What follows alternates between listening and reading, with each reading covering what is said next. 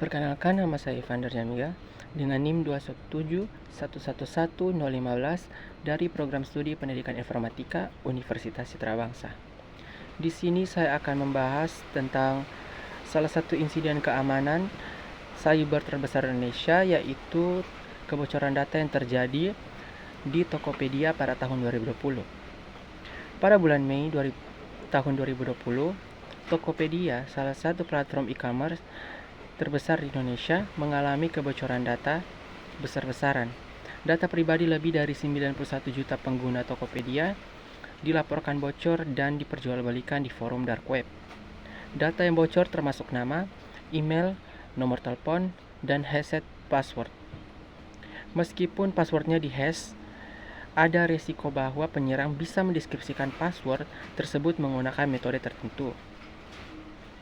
Lalu bagaimana bisa terjadi? Apa yang membuat sistem Tokopedia rentan terhadap serangan ini? Pertama, ada celah keamanan dalam sistem Tokopedia yang memungkinkan akses tidak sah ke database pengguna. Ini bisa terjadi karena ada kerentanan dalam perangkat lunak yang mereka gunakan. Kedua, masalah pada keamanan kata sandi. Pengguna algoritma hashing yang mungkin tidak cukup kuat atau implementasi keamanan yang kurang tepat memungkinkan penyerang untuk mengeksploitasi data ini. Kerentanan ini terjadi karena mungkin ada kekurangan dalam pemeliharaan dan pembaruan sistem keamanan. Selain itu, bisa jadi ada kesalahan dalam konfigurasi sistem keamanan mereka yang memberikan celah bagi penyerang untuk masuk. Lalu apa yang bisa kita lakukan untuk mencegah kejadian serupa di masa depan? Pertama, pastikan untuk selalu memperbarui sistem keamanan secara berkala. Pembaruan ini penting untuk menutup celah keamanan yang baru ditemukan. Yang kedua, gunakan algoritma hashing yang lebih kuat seperti BCRIP atau Argon2 untuk menyimpan password. Ini membuat password lebih sulit untuk dideskripsi oleh penyerang.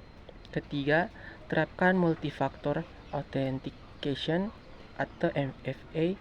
Dengan MFA, meskipun penyerang mendapatkan password, mereka masih membutuhkan faktor tambahan untuk mengakses akun.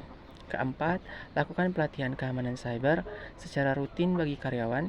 Ini penting agar semua orang dalam organisasi memahami praktik keamanan yang baik. Dari insiden ini, kita bisa mengambil beberapa pelajaran penting. Yang pertama, pentingnya menjaga keamanan data pengguna.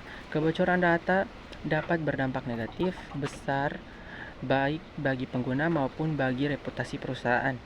Kedua, pentingnya respon cepat terhadap insiden keamanan.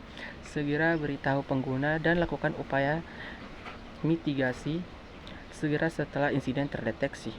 Ketiga, lakukanlah evaluasi audit keamanan secara berkala. Ini membantu mengidentifikasi dan memperbaiki potensi kerentanan sebelum dieksploitasi oleh penyerang. Demikianlah analisis saya tentang kebocoran data di Tokopedia. Terima kasih.